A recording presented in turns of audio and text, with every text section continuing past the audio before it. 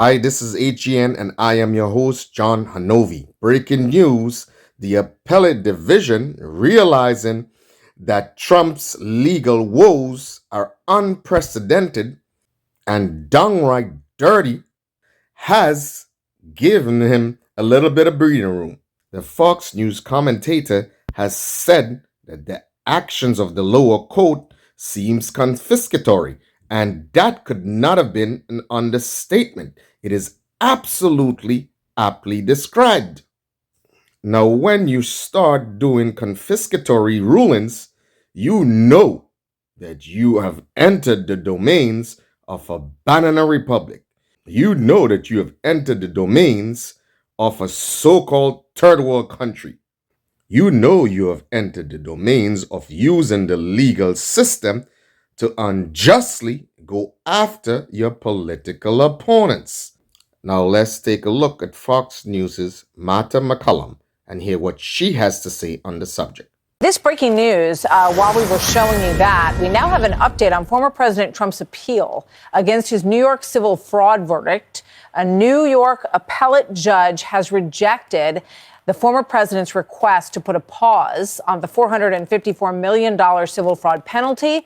But the former president did win his request to temporarily delay rulings that banned him from running a business in New York State and taking out loans from New York banks. With that, we bring in Jonathan Turley, constitutional law attorney and Fox News contributor. Jonathan, a bit of a split decision there for the former president. His attorneys pushed this delay on the grounds that this amount is so enormous that it is exorbitant and punitive, were their words. What do you think about this decision?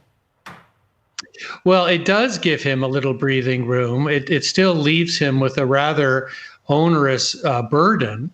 But the decision of the lower court, in my view, was unfair. The judge imposed an unprecedented penalty under this law for this type of conduct. In fact, none of us have seen this law applied in this way. And by doing so, he not only hit Trump with this massive award, but required Trump to put the money up front under a separate rule, which requires you to deposit money or to get a bond. And then Trump was hit with a 30-day deadline to do so. And then on top of that, he was unable to do business with some of the New York banks. Most of us felt that was really beyond the pale. Talking about being beyond the pale, absolutely, definitely. It's actually venturing into a total domain of vindictiveness. Just imagine someone imposes an exorbitant fine on you. On top of that, gives you 30 days to come up with this unprecedented, exorbitant fine.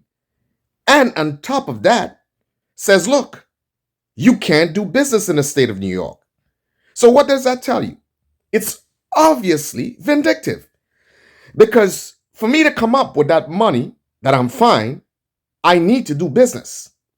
And on top of that, let's say I desire to get a loan from a bank in New York. You're saying that I can get a loan from a bank in New York. Now, if an alien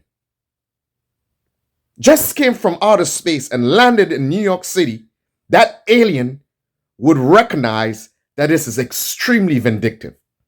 That alien would recognize that this is an attempt to destroy a man and to destroy his businesses. There is absolutely no hiding this. This is as clear as daylight. And something like that should scare the heck out of every single New Yorker. Just like has been done for decades against poor and vulnerable populations in New York City. Just like the legal system and law enforcement has been used to unfairly target brown and black folks in New York City, this should scare the heck out of you. And there is absolutely, no matter what your political leaning, you cannot be happy. You cannot celebrate something like this. Because today, it might be Trump. Tomorrow, it'll be another business. And the day after, it would be you.